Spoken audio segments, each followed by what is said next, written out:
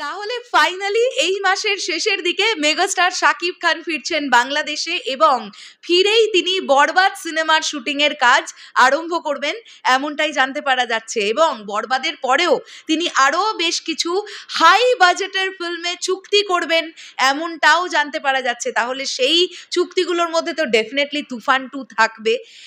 সেই চুক্তিগুলোর মধ্যে কি আমরা অনন্য মামুন ভাইয়ার পরবর্তী সিনেমা শেরকেও দেখতে পাবো?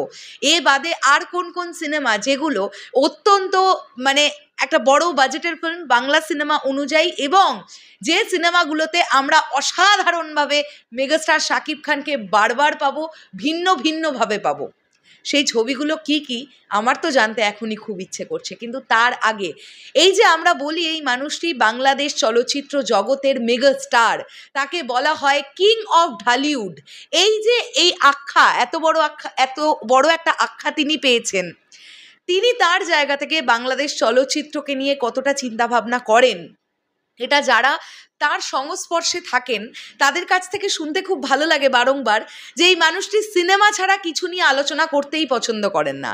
ওনার ধ্যান জ্ঞান কেবলমাত্র সিনেমা।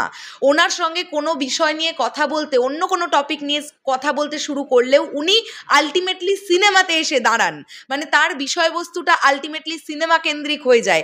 এই মানুষটা ভেতর থেকে সিনেমাকে এতটা ভালোবাসেন এবং ইচ অ্যান্ড এভরি ডে উনি চেষ্টা করে যাচ্ছেন আরও নতুন করে নিজেকে কিভাবে প্রেজেন্ট করা যায়, আরও কত ভালো ভালো সিনেমা উপহার দেওয়া যায় যাতে করে বাংলাদেশ চলচ্চিত্র আরও আরও আরও নাম করতে পারে, বিশ্ব দরবারে পৌঁছে যেতে পারে। রিসেন্টলি দেওয়া একটি বয়ান বা ইন্টারভিউতে মেগাস্টার শাকিব খান এই কথাটি বলেছেন। আমি অবশ্যই আজকে সকাল থেকে এই বিষয়টা দেখতে পাচ্ছি, তবে আমি যাদের পোস্ট দেখে করছি তাদের ক্রেডিটটা দেব সিনেবাজ।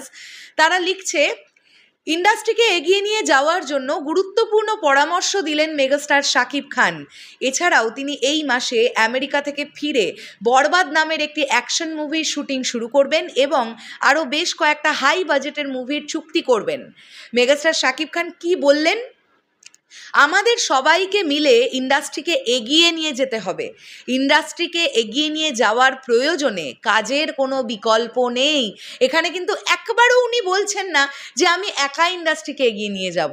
উনি সবসময়ের জন্য সবাইকে মিলিয়ে নিয়ে কাজ করতে পছন্দ করেন এবং উনি বরাবরের জন্যই এটা বলে এসেছেন যে উনি যেভাবে কাজ করছেন উনি তো ওনার একটা জায়গাতে আছেন, কিন্তু বাংলাদেশ থেকে আরও যারা অভিনেতারা আছেন, যেমন আরিফিন শুভ, সিয়াম আহমেদ থেকে শুরু করে আরও যারা ইয়াং যারা অভিনেতা আছেন, তাদেরকেও ভালো ভালো ছবি করতে হবে, তাদের ছবিরও বক্স অফিস হতে হবে।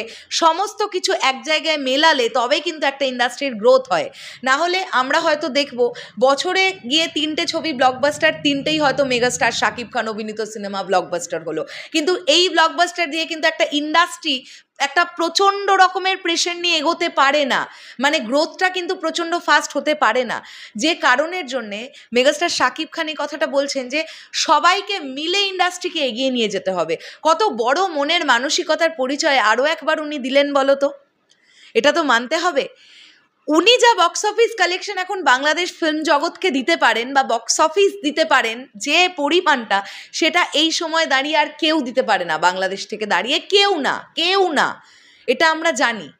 সো তারপরেও উনিও বলছেন যে সবাই মিলে একসঙ্গে কাজ করতে হবে, ভালো ভালো কন্টেন্টের ওপরে কাজ করতে হবে।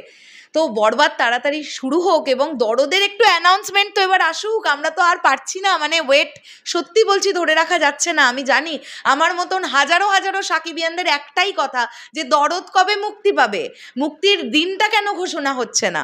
আমাদের হয়তো আরেকটু অপেক্ষা করতে হবে, আমরা আরেকটু ওয়েট করি।